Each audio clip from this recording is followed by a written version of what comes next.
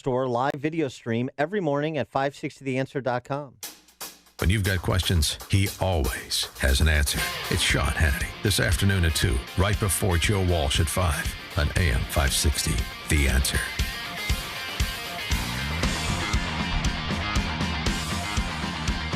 Top of the morning, Dan and Amy. As Mike Scott's been reporting this morning, Mayor-elect Lori Lightfoot takes office officially on Monday, naming some of her senior staff, including the newly minted position of Chief Equity Officer. And the person that she selected for that post comes from education. Surprise, surprise. Oh, my gosh. And is a proponent of the sort of no zero tolerance, not that I'm a proponent of zero tolerance policies, rigid ones at least, per se, but the same sort of deferred punishment, don't tell the cops approach that, say, the administration at Marjorie Stoneman Douglas High School in Parkland took with respect to the school shooter there. And that principal resigned, by the way. This is his last week there. Chicago.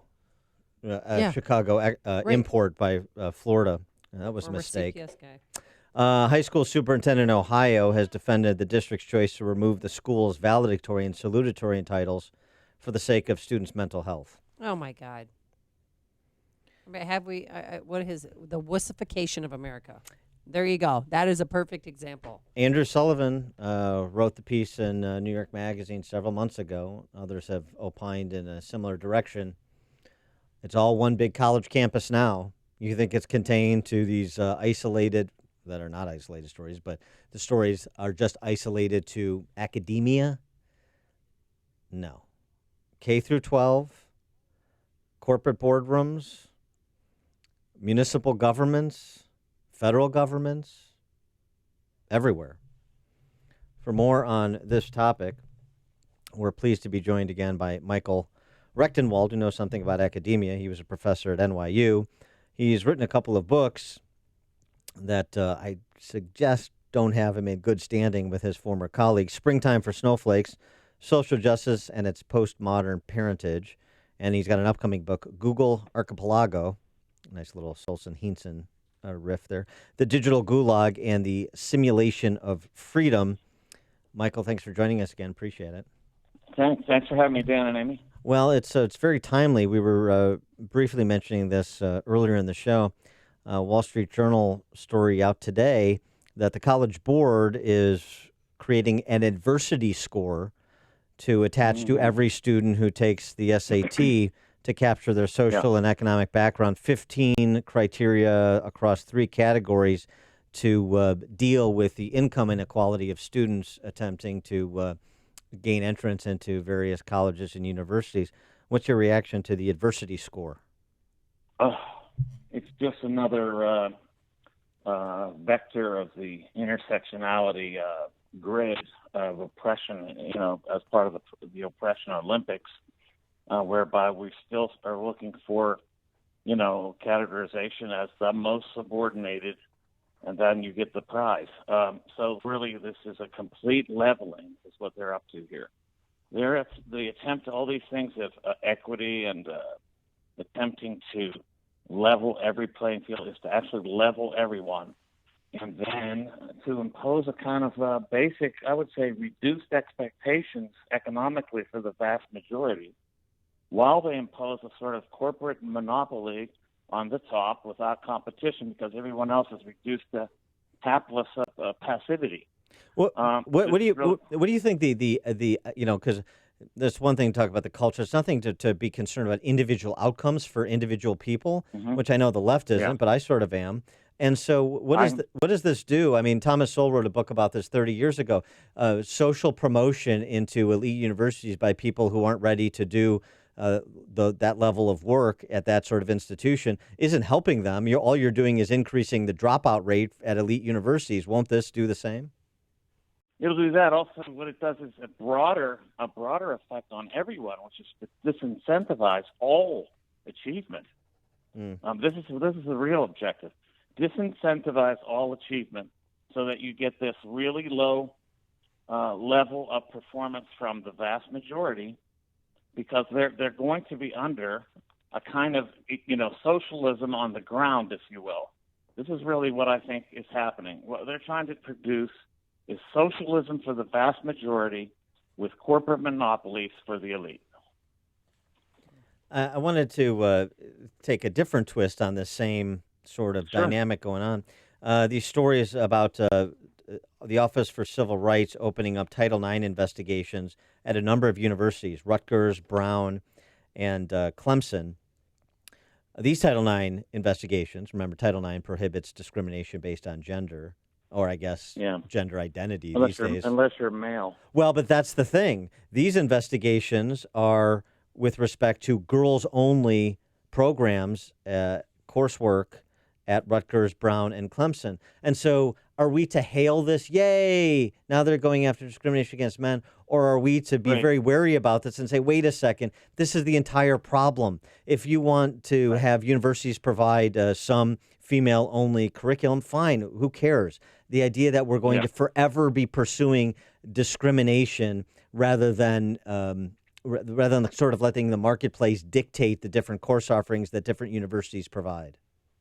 Yeah, I mean, I think you're right. It's really wrong-headed to celebrate the boomerang effect of bad policies. That it's going to come back and hit the people that proposed it in the first place and that benefited from it first, and then it's going to come back and haunt them. Yeah, that's not really the way to legislate. It's not the way forward for good policy, and it's terrible. It's terrible law.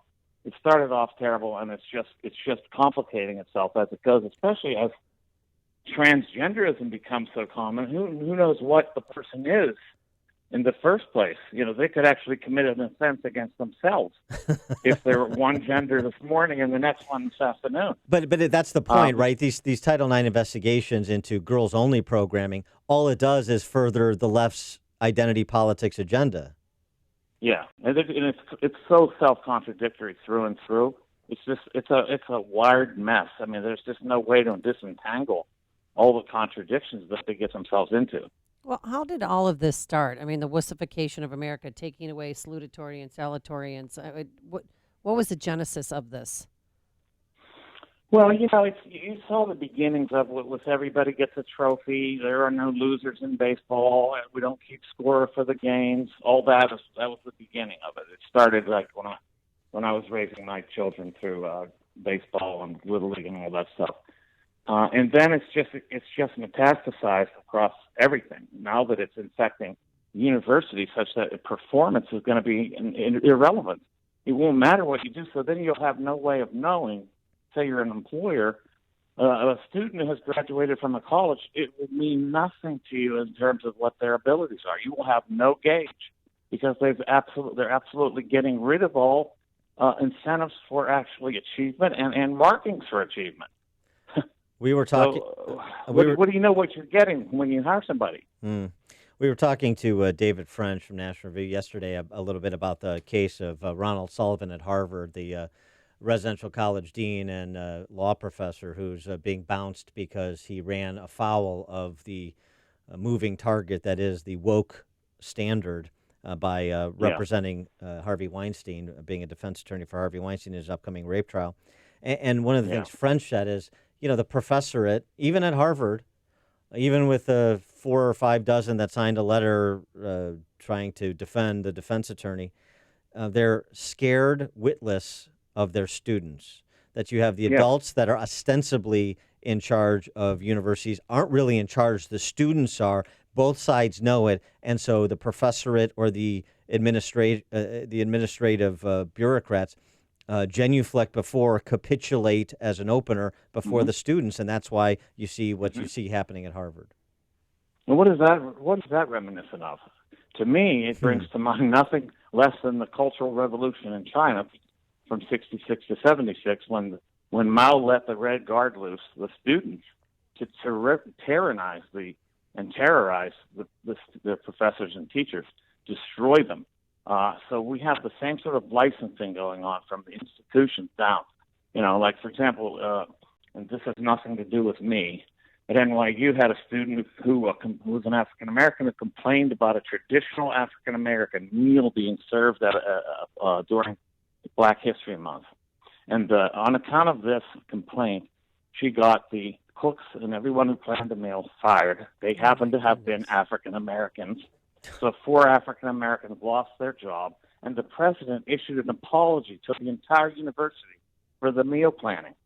So this is Red Guard authorization of Red Guard tyranny and terrorizing of people that is going on. You're getting a mob and setting them loose on all authorities. I wanted to get your take on the big tech, since the Democrat Socialist candidates for president, many of them have called for Facebook to be broken up. You've obviously got this book forthcoming on Google, and there's different approaches of there's different support for different regulatory approaches. The Democrat Socialists want to break up Facebook because, I don't know, it's too big and it doesn't protect privacy rights. They want to use antitrust, which is always their way to turn a small business or turn a big business into a small business. But then some on the right, too, are suggesting that despite not building our own castle, conservatives, that access to these social media platforms should be considered a civil right. And when you have people censored ostensibly by Facebook or Twitter, whatever, that should be regulated so people have equal access to these social media platforms. What's your take on that? Well, it's something I'm dealing with in the book, Google Archipelago, and this has to do with the fact that these, what we're seeing is simultaneously the disappearance or irrelevance of public space vis-a-vis the fact that really you can't get a message out unless you're on digital media, right? So you don't, no longer, if you want a political message out, you don't go stand on a soapbox in Central Park unless you're insane. So now we're left with the digital realm, and then they're private. So it has a certain, there's a problem there. I don't think the issue is regulation, because actually Facebook, Zuckerberg, he's actually advocating for regulation. Right. Why? Because he wants to set the bar of entry higher for his competitors, and this will virtually establish a monopoly. So regulation is not the answer, and I don't believe in antitrust law to break up monopolies that are de facto monopolies rather than legal monopolies. If they've been given any legal monopolization rights, those should be they should be taken away. But if they have achieved this level of success without legal wrangling and political inside maneuvering, then in fact to take away their status as such is just anti-free market. I agree with that, which is why I'm looking forward to reading your upcoming book, Google Archipelago. Also, another book written by Michael Rectenwald, worth checking out, Springtime for Snowflakes, Social Justice and Its Postmodern Parentage. Retired NYU professor Mike Rectenwald, thanks so much for joining us. Appreciate it. Hey, thanks for having me, Dan and Amy. Take care. And he joined us on our turnkey.pro answer line.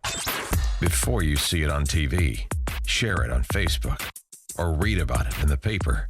Hear it here first. This is Chicago's Morning Answer on AM 560. The Answer. Balance of Nature.